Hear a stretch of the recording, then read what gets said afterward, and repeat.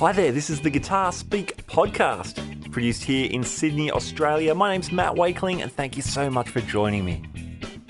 Now today, for episode number 58, we speak to Troy Cassar-Daley, household name in Australia, a huge figure in the country music scene here.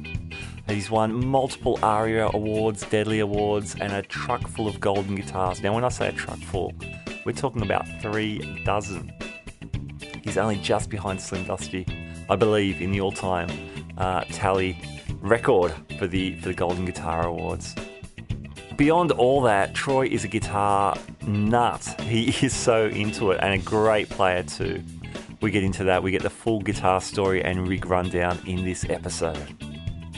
In fact, Troy was super gracious in that he set up his live rig and his acoustics and his electrics, amps, effects, the whole box and dice in his home studio up near Brisbane, and recorded the whole thing. So you might know a lot of these interviews happen over Skype or phone, but Troy recorded his end and sent me the audio file. So the audio quality is fantastic, which is just as well because his tones are unbelievably great.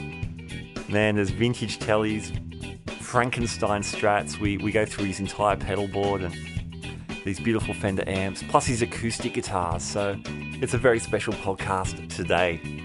All right, here we go. Let's check it out. Troy Cassar-Daley, welcome to the Guitar Speak podcast. Matt, thank you very much for having me. Great to talk to you. Mate, great to have you. Thanks for your time. You look busy. I was just following your social media, and you had, I think, 3 or 4 sold out gigs over the weekend. Yeah, it's been a wonderful tour. It started August last year when we launched a book and a record as well called Things I Carry Around, and I didn't know what I was undertaking actually, Matt. I think I bit off a little bit more than I could chew, but but you know, that's normally how it is with music, I guess. You tend to sort of just try and give everyone the best you can and then take a break, So we've just finished that whole tour, which has been spread out over the last 18 months, which has been awesome. Okay, fantastic. So going back, when did the guitar come into your life? Well, we had an uncle of mine who used to come up from Sydney, and we lived in Grafton on the north coast of New South Wales, and he would bring up a nylon string guitar with him, and he just knew a couple of sort of, really standard sort of chords, and he was the first person that I heard ever play like a blues riff, like a...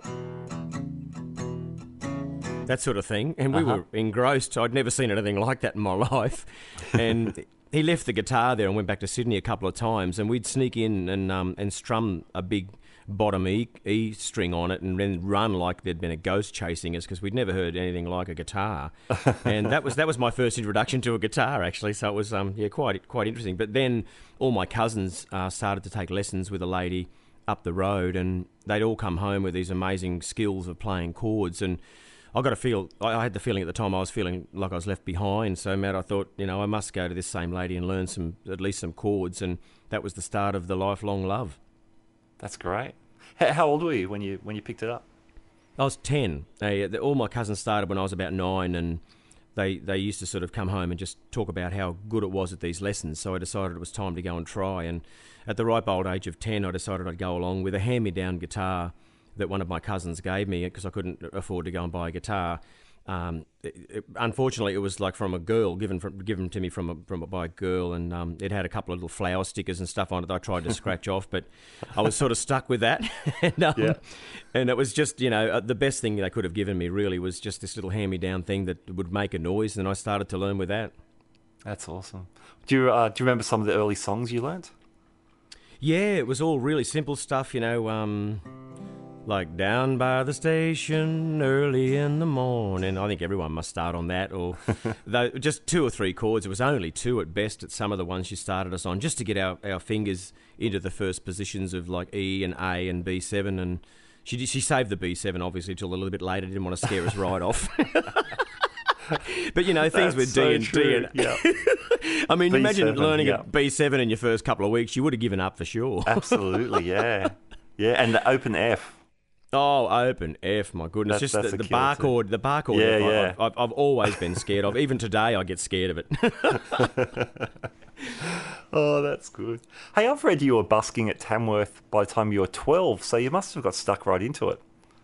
Yeah, but the first couple of years we decided that we'd make a trip to Tamworth when I was about 11 or 12, and we went and did a bit of busking, but the busking got a little bit more serious with each year that we went after that. And I remember standing by myself outside of Cheaper Music, which was a music store, which is still in Tamworth, and all you needed was a place to go and stand, and they always had a guitar and a little music stand on the go if you wanted to bring a few lyrics or whatever. And I remember just making enough for a sandwich and a lemonade one afternoon and thinking to myself, this is all right. And even though I repeated 3 or 4 songs because I'd running out, my repertoire was pretty minimal, but it was just exciting to be able to play music, and not for the money, but just to have people walk past and shake their head and go, he's all right, this little fella, we'll chuck a bit of money in. And $7.80 or something it was that I made at the end of the day, to me was a big deal, Yeah. Oh, that's super exciting, especially at that age. When did you start writing your own songs? Oh, look, I started, I think, at about 12 or 13 when I had a few, what you'd call major heartbreaks in my life. And I decided it was time to write about it. And they were just awful, awful songs. And I just remember that because of my grounding with my teacher, who all my cousins went to, we were taught to fingerpick. So most of the things that I'd write was sort of fingerpicking things, and she wouldn't allow a pick into the classroom. Oh, so, really? Wow. Yeah. She was pretty hardcore, Leonie Hayes, and but I think it was good for us because it forced us to fingerpick a little bit more and to be conscious of what was going on. Every now and then I'd have one in my little King G school shorts, and I'd drag it out and just actually use it as a pick, like doing those sorts of things.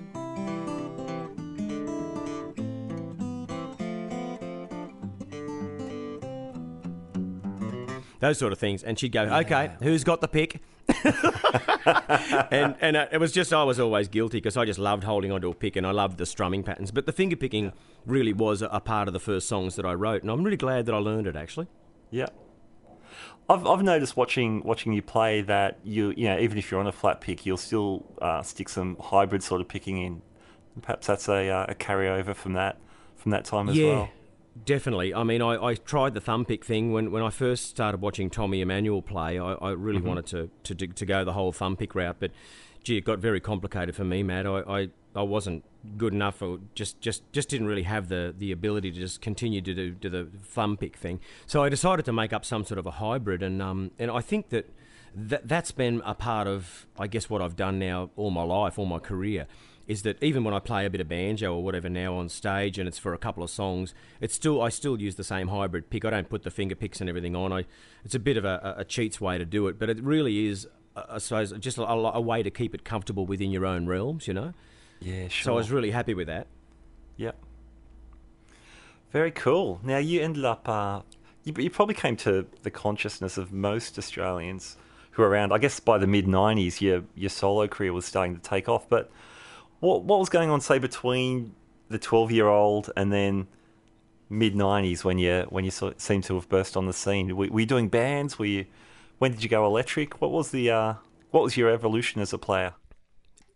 Yeah, well, I sort of went right through school. I wasn't really playing in bands because, it was just a case of just Mum was saying, get through school, do the best you can, the same old thing you get told by your parents. Because I was an only child with my mum being a single parent, things were pretty tight at times, so you couldn't just expect to get an electric guitar. I had to save and save and save for an electric guitar. Yeah. And that was when I finally did get to, plug something into a little amp. And the first thing that I actually got was a little Suzuki Les Paul copy. Oh, yeah, cool.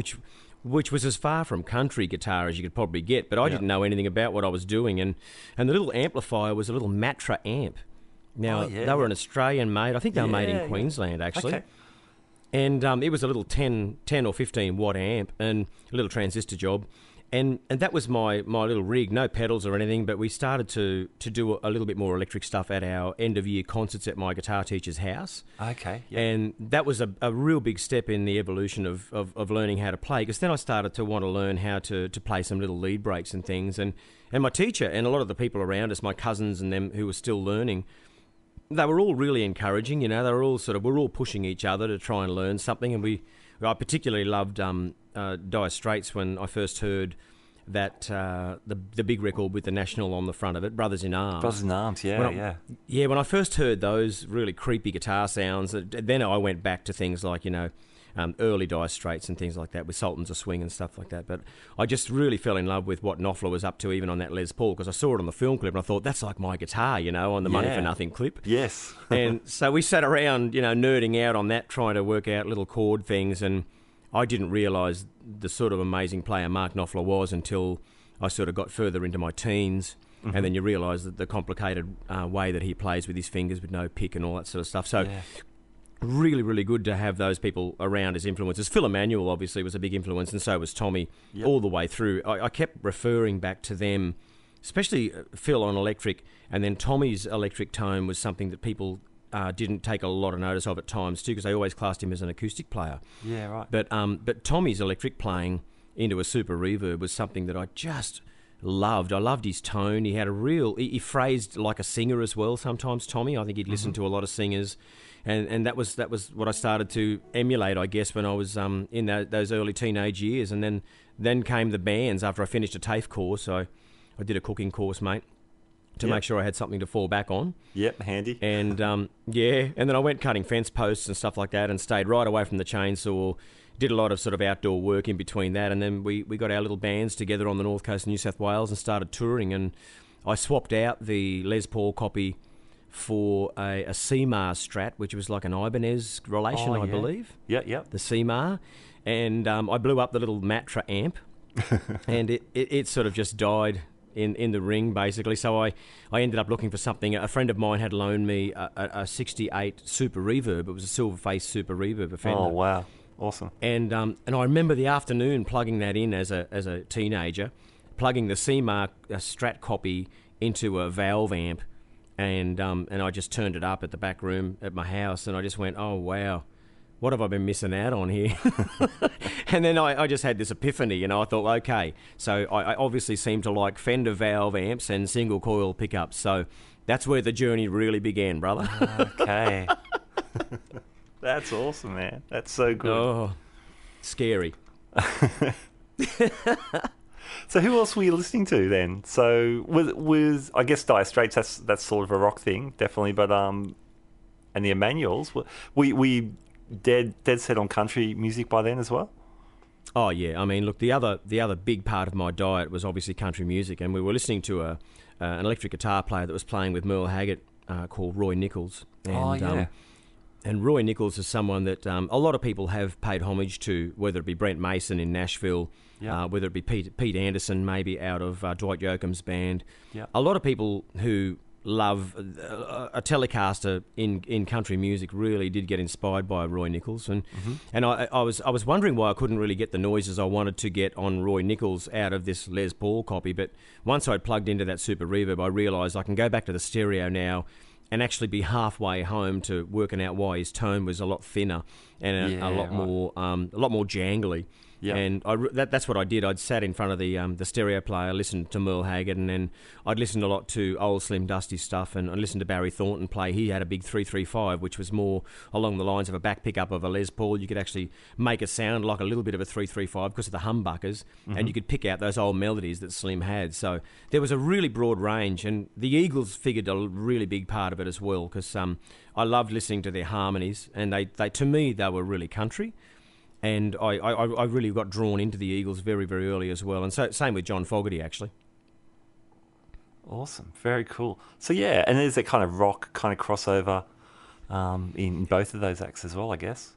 Yeah, they all had country-esque tinges, though, to me. And it was like when I'd hear the early parts of what the Eagles were up to, and I'm pretty sure it might have been Bernie Leadon that was playing on electric guitar, and he was playing banjo as well. He really was the stepping stone for a lot of the Eagles between the country and the rock thing. Yep. And then you'd listen to Fogerty, and even though I don't think he spent much time on the bayou, he really had this southern swamp thing going on that got me in. I don't know why. I'd never been to down to the bayou and all those places, but I really loved the way he played guitar and sang. I think I fell in love with just his phrasing as a guitar player. Made me realise that singers have certain phrasing when they play compared to really hot guitar players, because I think singers take so much pride in what they do when they phrase lyrics. They tend to equate that into their playing as well. So your early albums come out, and they're greeted with a fair bit of success. There were ARIA awards, and the first of your golden guitars seem to stack up reasonably quickly in those mid-90s, which is great. How much guitar playing were you doing then? Everyone thought of you as the singer up the front, but how much guitar was on those records, and were you doing live?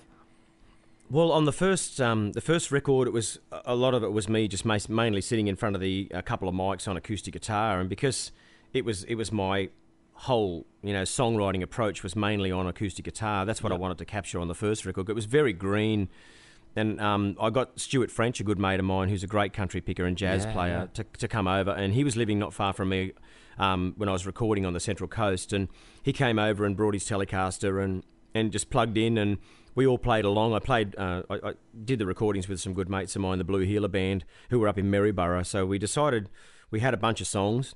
We'd go down there and try to make a record, and that was the start of that. And then on the second record, I sort of jumped the gun and went straight to America. And I did a little bit of acoustic on that, but the rest of it was mainly Brent Mason playing electric all over it. And I had a group of people that I used at Capitol Studios in LA as well. So because I'd signed to Sony, it was a really big leapfrog from Paris McLeod's little studio on the Central Coast, then over to Nashville and LA, and doing a record with a guy over there, Steve Dorff, who was an amazing writer and still is an amazing writer. And I met him in a motel line and said, "Oh, what are you doing here?" And he said, "Oh, I'm just waiting for all these crazy Australians to get out of my way so I can book in." and and we were part of a big group of people. Myself and Gina Jeffries and Lee Kernighan were all in line. Yeah. And we struck up a conversation. And we knew about 3 or 4 people through publishers back in Australia. And he said, "You should come out to LA and write sometime." And that was where I started putting songs together for the second record. And that's where I got a little bit lost guitar playing because I was just mainly just writing everything on acoustic. But by the third and fourth and fifth, I decided to go back and continue to make sure I played a fair bit more electric as much as I could too. Excellent. Tell me about having Brent Mason play on your second record. Oh, that was just a dream come true. I mean, we had done the first sessions we did in one day in LA, and we had Dean Parks and people like that on the guitar. Yeah, wow. And he was amazing to watch. Yeah. And a bloke called George Dewering was helping me with the acoustics. Mm-hmm. And then we ended up over in Nashville, and then I'd listened to Brent play on all the Alan Jackson stuff that really grabbed me, and really early Brooks and Dunn. I think he was just really ahead of his time.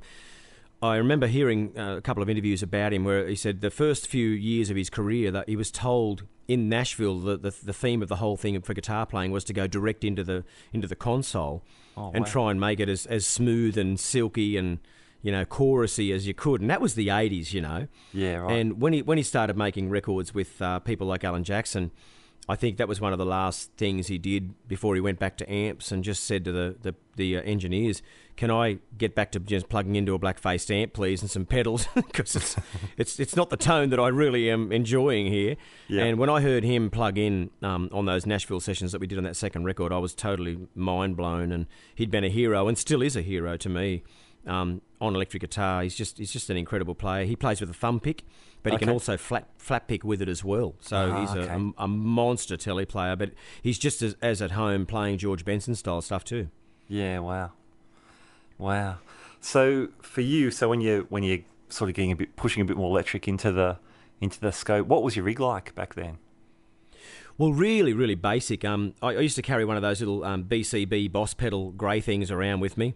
Oh yeah, and yeah. I had just daisy chained about 4 or 5 outlets out of one of those red pedals, which was the power outlet on the Boss the power setup. Thing. Yep. Yeah, all original grey ended little patch leads that everything came with all the Boss setup, and I think I was running a CS2 compressor at the front.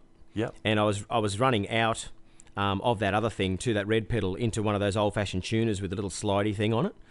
And that was an old, I think they were Boss tuners as well, one of the early ones. They were like a little rectangle one. And they used to sort of fit next to the handle in those boxes. Yeah, right next to the handle. So I plugged into that. I mean, Lord knows, I didn't know anything about true bypass or anything, but I used to plug into that, out of that, into that red pedal, And, and then, daisy chained all the power from this one big thing. Yeah. And I had a CS2. I think I had a super overdrive. Mm-hmm. I had 2 delays. I had one old maroon-looking analog delay. Oh, yeah. And I had one of the, it wasn't really, I think it was a digital one, but it was more like an old Japanese one. Yeah, one of the DD5, I think it was, or DD6. Okay, yeah. And that was pretty much the rig, The only overdrive I really had was one of the super overdrive yellow pedals. I had a distortion. I had a DS1 for a while, but I swapped it with a mate for a yellow pedal because I thought the overdrive was a little bit more friendly on my ears, and I still believe that. I suppose I still go for subtle overdrives instead of things that are stacked and cascaded and all that. And I do enjoy that more. Yeah, cool. That sounds like a pretty classic rig. Yeah, well, I kept them all. I inherited the whole lot from a bloke when I was doing a recording course in Lismore, and he came in and he said, "Who wants to buy all these pedals?" He said, "Because I've just found something that can do everything they do, and it goes on your belt." And I just went, I just went, right, this is awesome. I said, "How much do you want from him?" He said, "I want $300 for the whole lot, And I said, "Yeah, I'll take them, thank you. I'll have to save up until next week, but I'll give you $100 this week," because I was on very little money.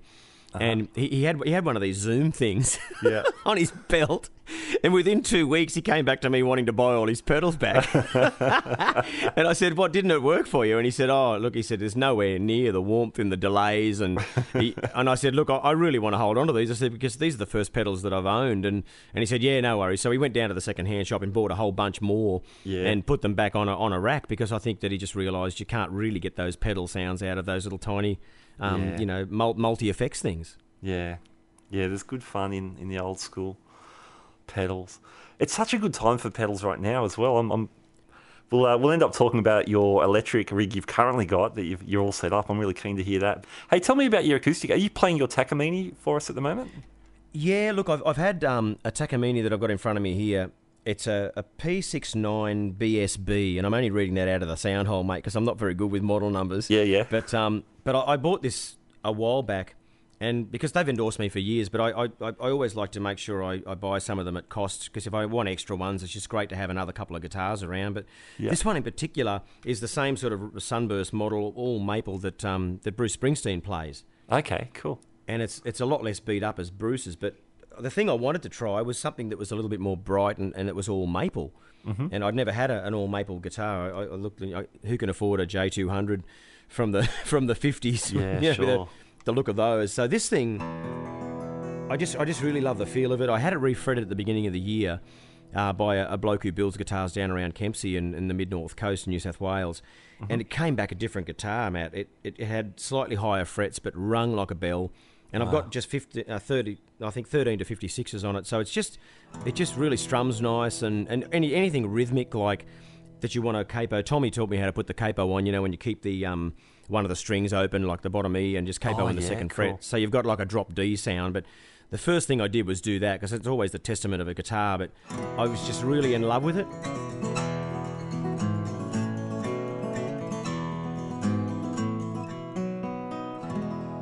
And I've toured with it for the last 2.5 years. We took it on the road with Paul Kelly and did a Freedom Ride tour of a song we'd written together. Mm-hmm.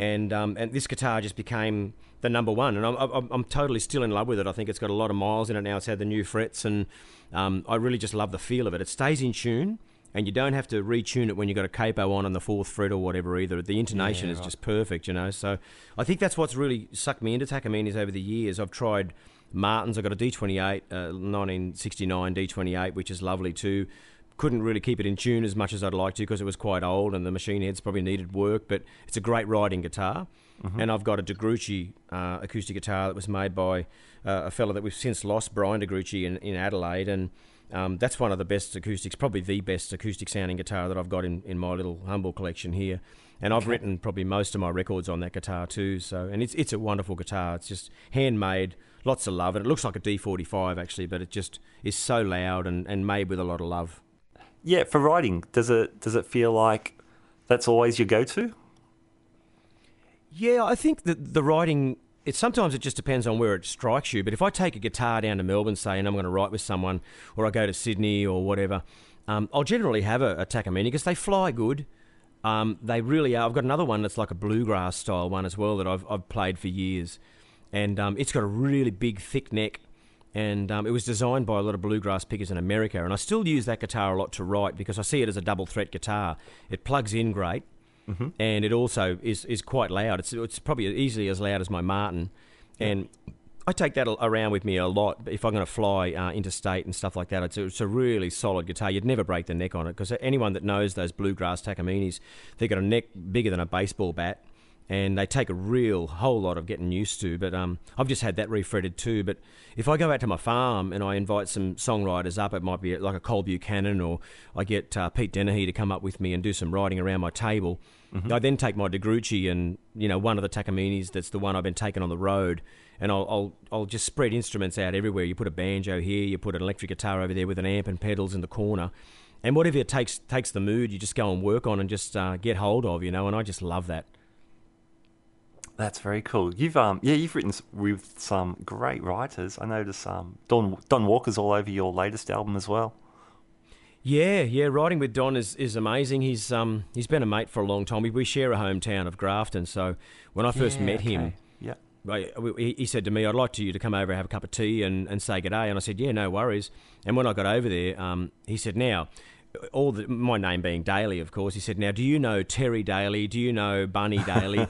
and I said, "Yeah, they're all my relations." And he said, "Well, I went to school with all of them guys, and it was just a real general catch up. But then cool. We sat around at his place in Sydney there and started to just workshop a few bits and pieces. And geez, he was good to write with. He just a wonderful thinker. And he really loves lyrics, and he'll take a lot of time on his lyrics. And sometimes he'll stare at the page and make you feel like you're not doing anything, Matt, and you start feeling like maybe your idea is not as good as you thought. and then he'll blurt out like 3 or 4 lines that are just killer, and then you go, "Oh, okay, I just had to wait for that." Wow. But he's just an incredible guy to write with. Same with Colin Buchanan's the same. Yeah. He's just a wonderful workshopper as well. He's the sort of guy that would chuck something on the table for you, and you start with the first verse, and he always lets you have the first verse to see where the song's going to go, and if you've got a chorus. And then he's the sort of fella that's like just one of those people that pats a footy player on the back before you run back on after you've had a spell, and that's the sort of writer he is. He just gets you in the mood first. You run in and make the first tackle, and then he's on the team with you, and you next thing you know, you're collaborating. And Paul Kelly's a different kettle of fish as well. I mean, Paul, I took down the idea about wanting to write about the Freedom Ride a couple of years ago with him because of it was a school project. So, we sat across the table and wrote about that, and we've written many, many things together over many years and had a few singles together, and it's always been a learning curve for me, like a masterclass when I sit down with any of these blokes. You've worked with a lot of amazing musicians, and you've toured with a lot of amazing musicians. You comment on your latest album, you've got that tune "Smoked with Willie and Merle," talking about touring with the Highwaymen. Yeah. What's that like? What's that like bumping into your musical heroes? Well, look, the first thing I suppose with, and I've been telling the stories on the road, so it's been wonderful to be able to look back and go, I never would have first of all dreamed of meeting them, let alone play on the same bill as them. But when I first met Johnny Cash, it was phenomenal because we got 5 gigs through Sony Music when I was actually first signed to them. And because these guys were coming out, they said, we need a country support, and they put my name forward. And I think their management liked what I was doing, so they put me on. And the first dressing room I got a chance to go and knock on was Johnny Cash's, and he was right next door to me at the old Sydney Entertainment Centre. And Matt, I listen to all John's records and I listen to all Willie's records, and I'm a mad Willie Nelson fan. And I think that when you get a chance to be even in the same room or in the same catering area as them, it's all very surreal, But I showed Willie how to play didgeridoo. That was very cool while he smoked a big hot one. And and with Merle Haggard, it was amazing. We toured the whole tour in Australia pretty much with him. We did about 12 shows. And then at the last show at the West Point Casino in Hobart, he said, right, grab a bottle of Jack Daniels and come upstairs with your guitar, you guys. We're going to have a little play. And I thought we were getting on famous with him for the whole trip because he just loved the fact that we were passionate about his music and all that he's done. But then we get this offer to come up and sit in a circle with him, and play and sing. And I'll never forget that. I'll be skiting to my grandkids about that event. Yeah. And, it's my all-time hero musically, really. asking you up to do that. And he loved the same magical cigarettes as Willie as well. So Okay. so I had to put that in the book, of course, and then I wrote a song about it as well. So, yeah, it's surreal, mate, but it really is something that you never forget when you get a chance to meet your heroes, and I'm very privileged to have done that. Is there anyone still around working that you'd love to meet that you haven't crossed paths with yet? Oh, look, I've met him, but I'd love to work with Vince Gill. He's one of my favourite people. I just think he's just so musical. I mean, he's probably too busy now. He's just joined the Eagles, apparently, so I don't know whether we'll get a look in there. Okay. But he's a monster Telecaster player and the most amazing, beautiful tenor singer.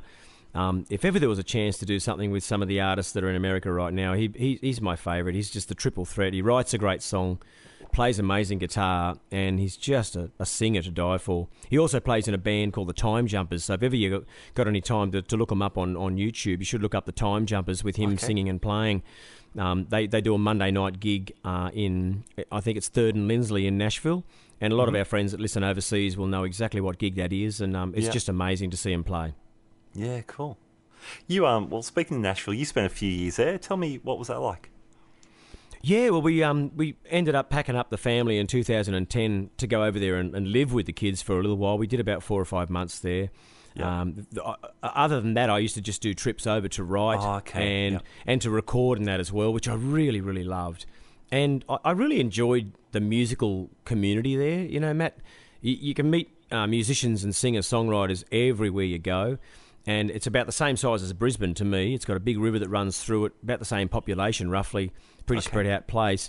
But it's just full of musicians, you know, and incredible musicians, incredible writers, great producers, and really, really cool studios. So it's a wonderful place to get creative, that's for sure. Hey, I'd love to talk about your electric guitar rig and electric guitars with you. Before we hop off the acoustic, though, Yep.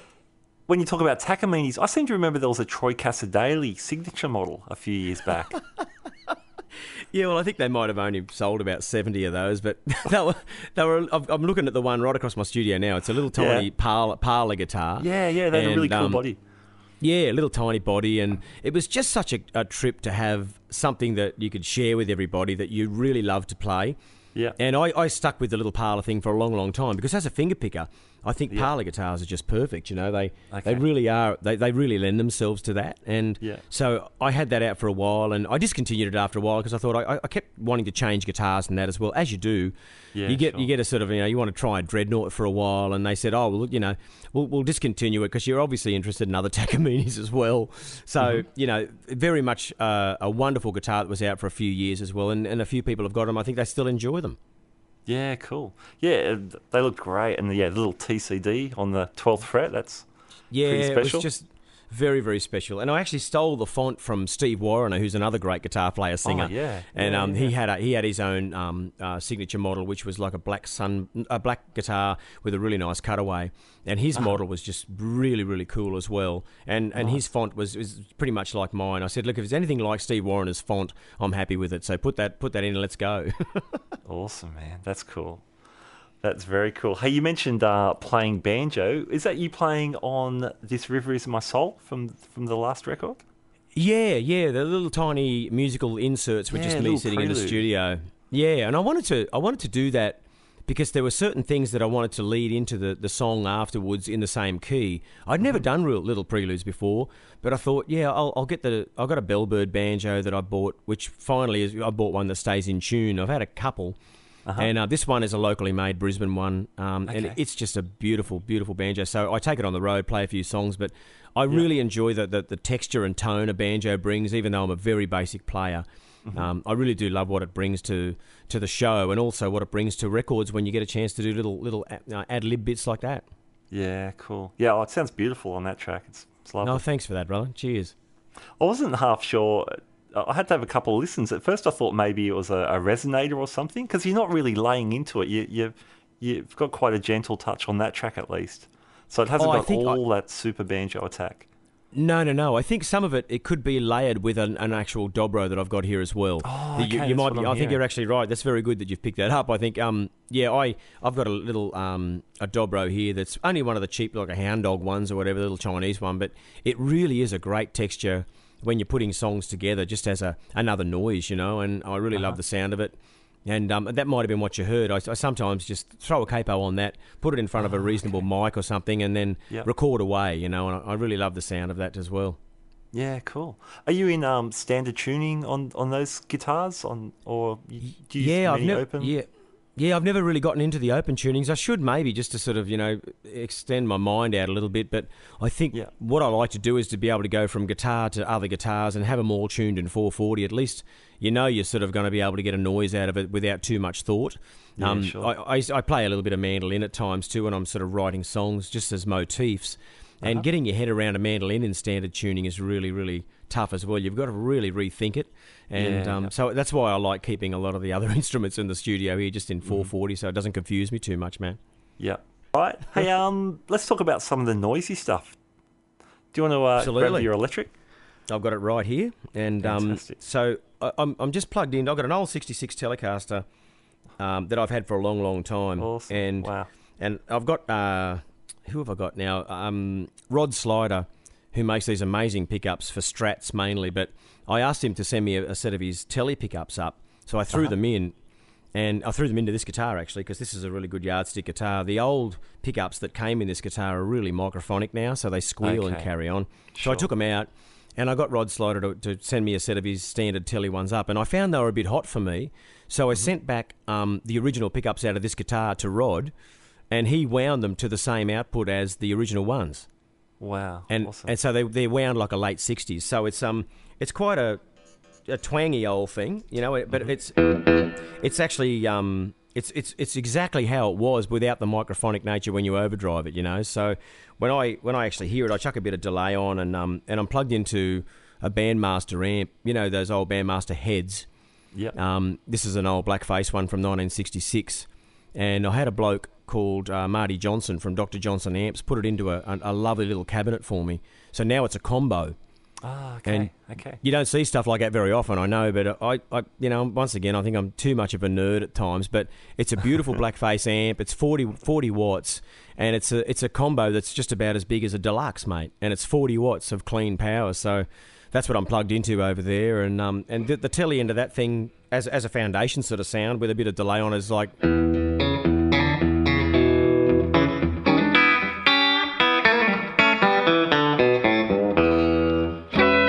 So it's just a pretty straight old Tele tone, and that's what a lot of us chase as country players.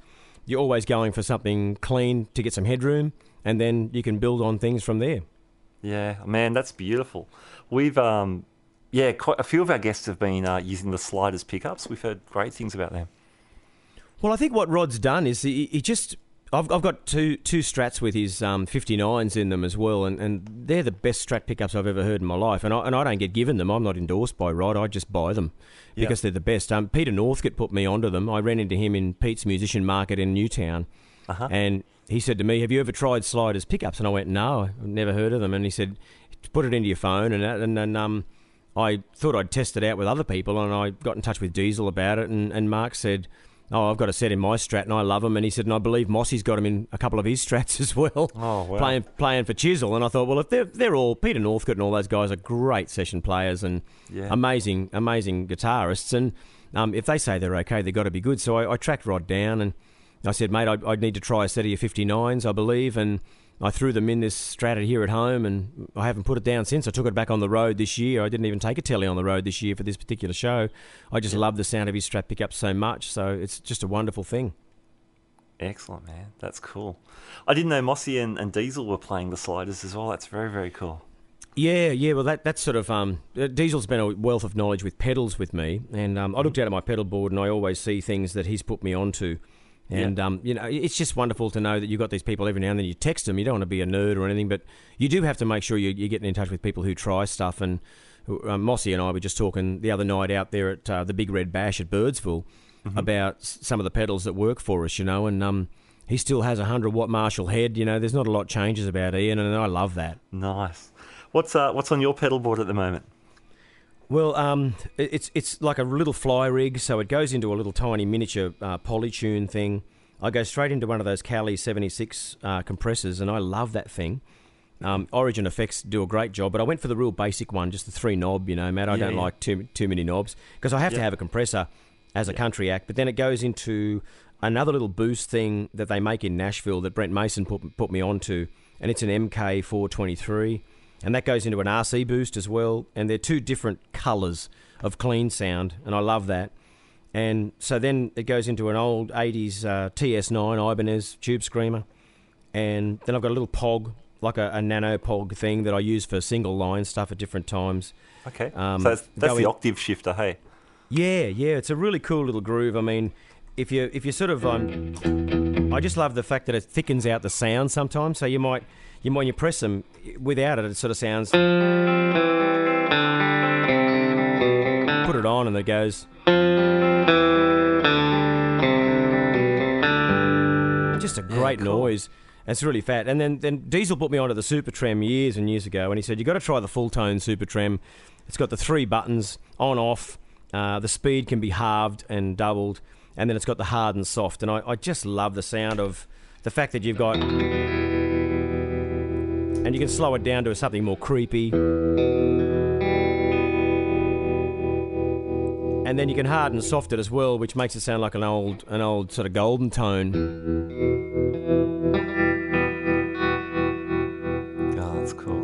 Just really love the sound of that thing. It's a wonderful pedal. Then I've got just a simple, I think they're called an FRV reverb and a delay, a tap tempo Echo Park delay. And the Echo Park is great because it's tiny and you can actually tap tempo as well. And there's not a lot of real good bang for your buck digital and analog delays switchable that are that small to me. Okay, yep. Nice. Now, is that usually set up for slap? That's sort of what we were hearing before, I think. Yeah, well, normally I'll sort of have it set so that it's that's about it there.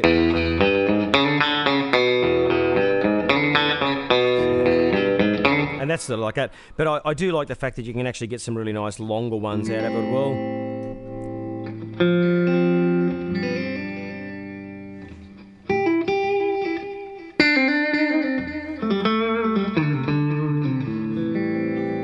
I love the fact that it's a very, very usable pedal, and it doesn't just have to be slapback for a country player. I mean, if you get into something that you have to play some bigger solo, you can actually slow that lovely delay down, and it's got an analog setting on it, which I use as well, which I really love. Nice. Can you show us those 2 boosts, the different kind of vibe you get from each of those? Yeah, well, look, I'll turn the comp off, but the first boost is that one that Brent uses, and it's a really just a transparent one, but it's a little bit brighter, so it cuts through, and so that's. And then you got the RC, which is a little bit darker.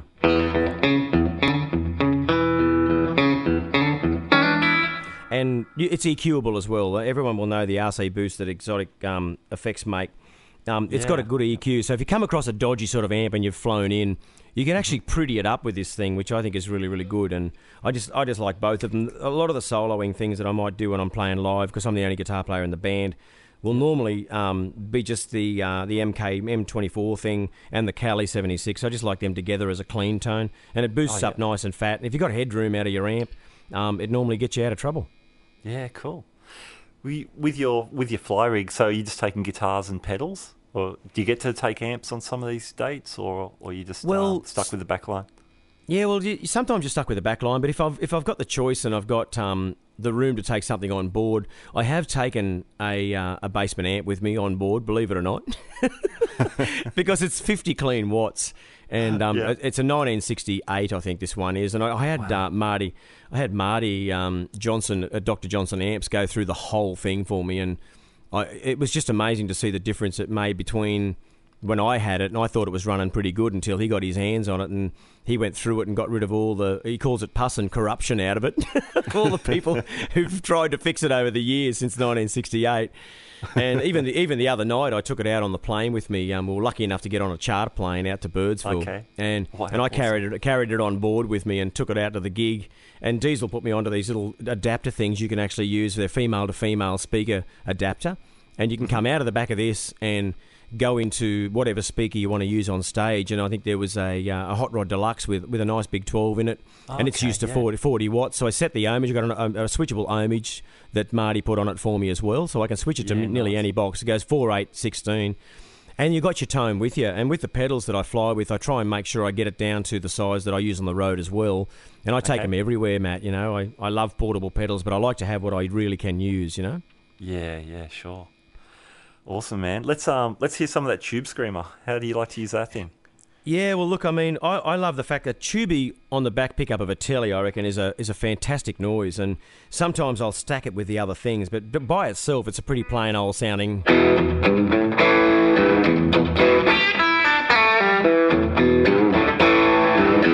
But when you stack it with the old RC booster, it takes on another, like a bit more of an animal sound, you know. So it's.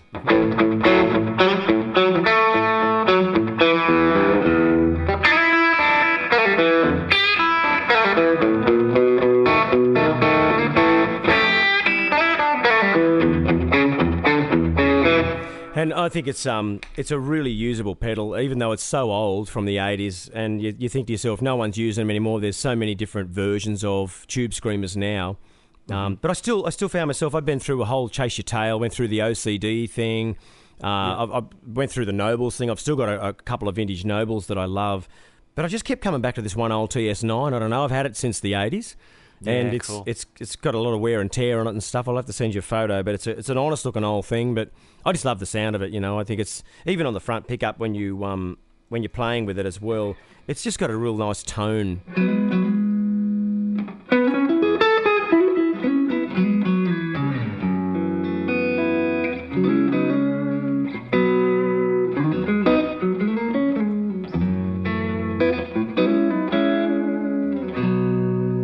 And that's just those sliders as well. I think beautiful. They're not a lot of output, so they still maintain their clarity a little bit more, which I really like. Yeah, cool.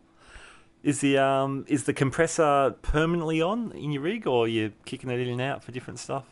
No, I'm kicking it in and out generally. The thing I like about it is that it just really does give you a beautiful boost when you are going to solo.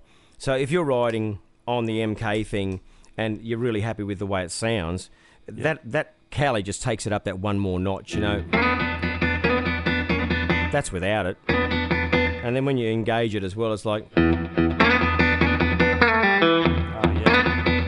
real fat, and it just gives it a bit of body. And I think that Cali has really surprised me because it's actually really well built. I think Origin Effects have done a great job with that, actually. Because I used to use the old CS2, as you know, and they can be pretty hissy and noisy, but still a great yardstick compressor, you know. And once again, I've done the Chase Me Tail with the compressors, as every country artist would have. They've been through the Keeley stages, 2-knob and 4-knob.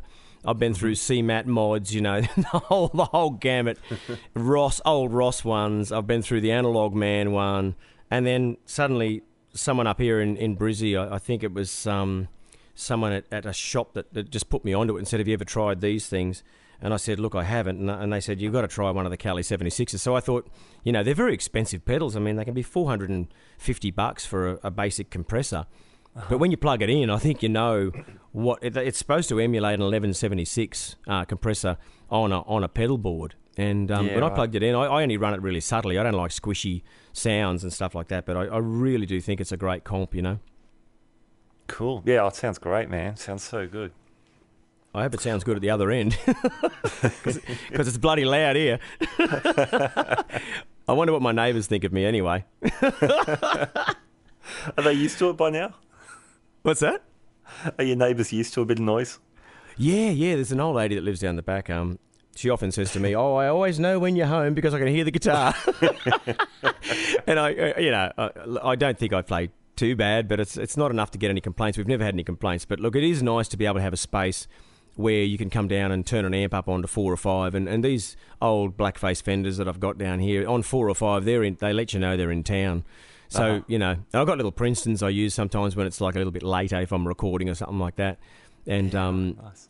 It's just really nice to have a nice array of things that sound like you want them to, you know?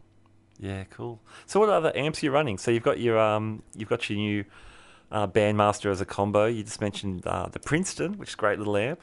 Yeah, I've got in the shed there. There's a Bassman, the 69 Bassman, 68 Bassman, which is fantastic. I run that into a box, just a Vox box, and that's a wonderful thing. I remember ages ago I swapped an old 68 Deluxe that I had that I bought years and years ago from a mate of mine from Twang Central over there in Adelaide, Terry O'Reilly.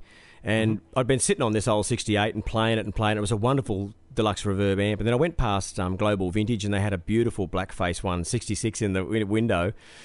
And I said to him, I said, mate, you know, with a little bit of cash, would you like to do a swap for that blackface for my 68 at home? And he goes, oh, yeah, sure. He said, no one's going to come through here and spend $3,500 on an amp.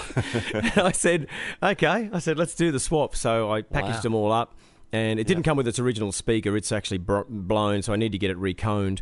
But it is one of the most beautiful things I've ever played through. And I don't take that anywhere. I just I record with it and stuff as well. That in itself is just, you know, probably the jewel in the crown here. But I've got an old mate of mine that used to make me some amps up here as well, called Mal O'Neill. And he used to make me these hybrid amps, like a fly-in, fly-out head that I've still used as well. And he made an AC-15 clone for me, which is a gorgeous amp. And I've just got a British greenback in that thing. And it's another noise too. When you need something a little bit more bright and not as warm and clean as a Fender sound, it's a really good other noise, especially with that greenback in it, the British greenback. So Mal made me 2 or 3 amps that I still have here, and they're just wonderful, wonderful articulate sounding amps. They're not just like ones you'd go and buy at a shop. They sound like there's love in them, and that's what I like about most of the little amps that I've got here is they've been worked to a point where I suppose they just sound like they got some care taken with them when they were put together. I've had a little beautiful blackface Princeton here that I've had for a long time, and to get that back to square one was interesting to see what Marty Johnson pulled out of that. And and once again, he called it all that pus and corruption. He said, I had to get rid of all this stuff. He said, I don't know what people were thinking when they were trying to fix this thing or what technicians were doing, but it has the original old speaker in there. But when he got it back to, it's the non-reverb one, the old one, and when he got it back to original, the sound of it, I reckon, Matt, was just incredible. And you can fill a room with it. It's so loud for 12 watts. You can run it on 12 and it's still not really farting or anything. It just sounds just beautiful tone, you know. So having a tech that you can actually get things to and know full well it's going to come back better is always a real treat, I reckon. And someone trustworthy too. You know they're going to do the best they can for you. Yeah, nice. Very cool. What other electric guitars do you have in your collection? So the bits and pieces that I have, mate, I decided this year to put together a mongrel Strat to take on the road because I thought, you know, why don't I try and put something together, you know? And, of course, it had to have slider pickups in it, so I'd bought this old Japanese Strat, which had quite a chunky neck and like an L-series neck. And I had the slider pickups already put into this really nice turquoise guard. And I bought an old Squire Stratocaster. It must have been made in Indonesia or somewhere like that, but it was really feather light, the body, and that's all I really wanted was to take the body and put everything on it. I bought that at Port Macquarie, and so I brought it home and started inventing stuff, and then I came up with this little guitar that I took on the road this year, and just the sound of it, Matt, it's just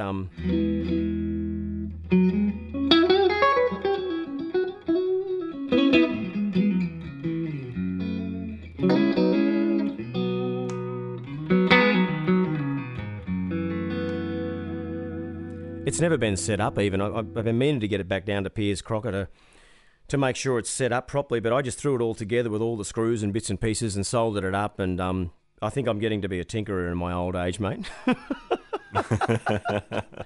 Nice. But I really did. I really liked the out of phase sounds that it has, especially with this comp. And when you've got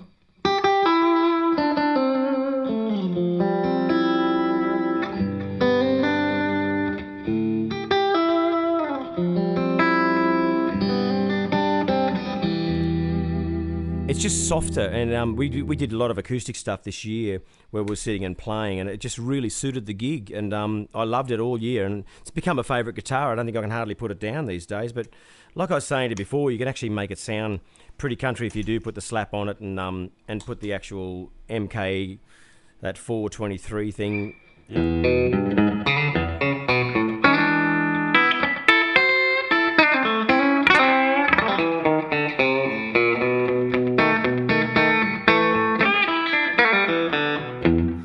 sets, so you can tally it up if you really want to. That's cool. I always think they're pretty good. I think Leo did a great job with both of them. I reckon he did. I'm always knocked out how great everything was by, the end of the 50s. You had the Strat, the Tele, the Les Paul, the 335. I mean, what else did you need? Well, yeah, everyone sort of covered off on these classics, and that's why all the reissues, I think, sell so well, because they just got it right the first time, you know? I just think it's really interesting. I mean, I'm not really a big collector of guitars as such. The only other guitar I've got is a 67 Tele that I don't really take out that much, because the 66, the red one, is just a really good workhorse guitar. Yeah, and cool. I play it everywhere I can. I'm not afraid of taking it away. It's not really collectible. It's had a refinish in its life sometime back in the 60s. Right. And but I like light guitars. I don't like real heavy ones, mate. I like ones around 6.8 or 7 pounds is perfect, I reckon, for a Strat or a Tele. Yeah. Very cool. What do you string the electrics up with? Oh, they're only 10 to 46, and I normally just go and buy a box of D'Addario and put them on. They seem to be the ones that you don't arrive with rust. But I've just discovered those elixirs for the acoustic. Oh yeah. Oh my God! When I had this thing refretted and put those 13 to 56s on it, I could not believe the life I got out of those particular strings. And they're the phosphorus ones, or the phosphor bronze, or whatever they are. But they really are an incredible string, and I think more people should get onto them, especially worker musicians that are doing the 4-hour gigs and the 4 nights a week. You just can't afford to be replacing expensive acoustic strings every couple of days. And yeah, sure. These can put up with a fair bit of sweat. So for anyone that's out there looking for ones like that, I'd give those elixirs a go. They're pretty good, and they lasted a hell of a long time on my tour, that's for sure. Yeah, cool. Very nice. And what about picks? What sort of size picks are you into? Yeah, well, I've got those.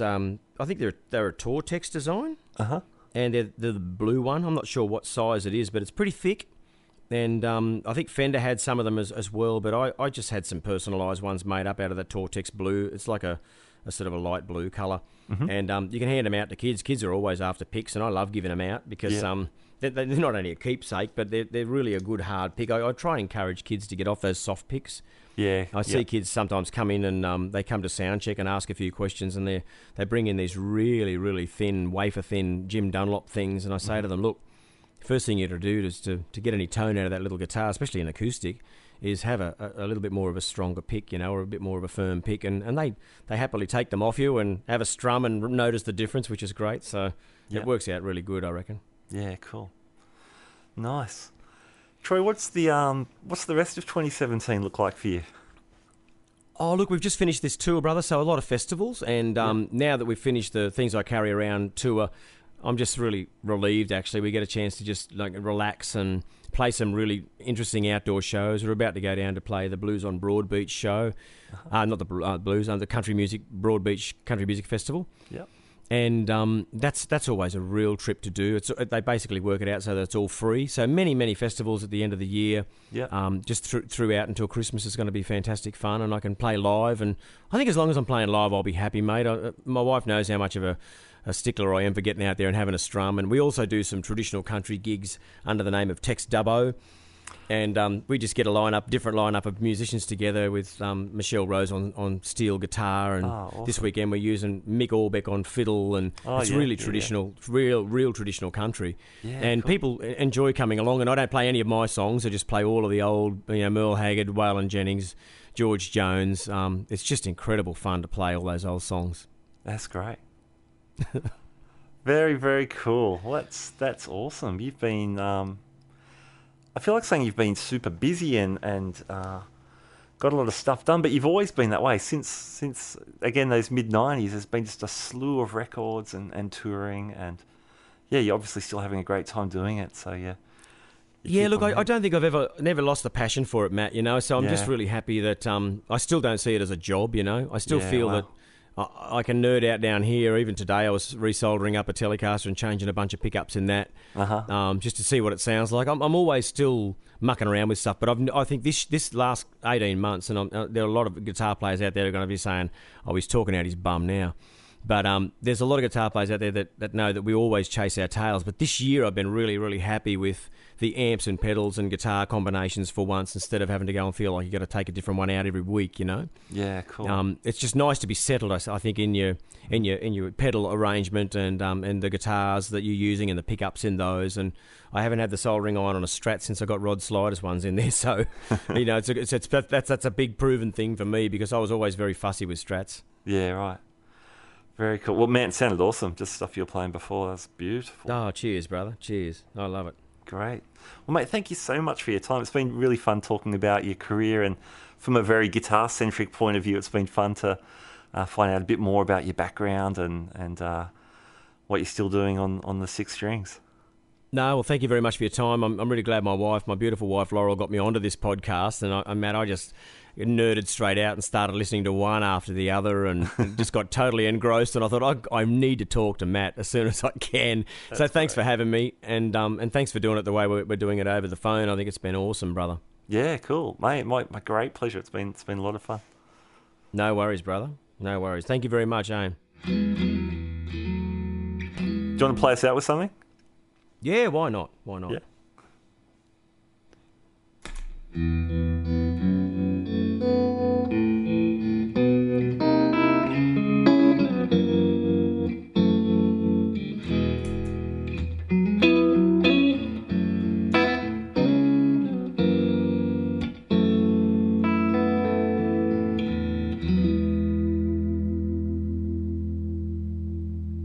Beautiful. Have a good one, brother. Talk soon, Matt. Thank you. Thanks, Troy. Thanks, mate. See you, mate. Catch ya. Bye. All right, there's my conversation, my guitar hang with Troy Cassar-Daley. What a absolutely beautiful guy. It's a lovely bloke and great guitar player. Lots of great stories. And how good were those tones? I warned you at the top of the show. Man, so good. Loved it. All right. You can see Troy somewhere. He's always playing somewhere, as you heard throughout that interview. Hey, thank you for joining me today. Hope you enjoyed the show. Remember, you can subscribe to us on iTunes or Stitcher or iHeartRadio and get these weekly episodes delivered to you without doing anything. They just turn up. So subscribe today. We're also on Facebook and Instagram, and sometimes on Twitter. Not much, I got to say. But, you know, we're on those other places quite a lot. So you can meet us up there. My name is Matt Wakeling. You've been listening to the Guitar Speak podcast. Thanks again, and we'll catch you next time. Bye now.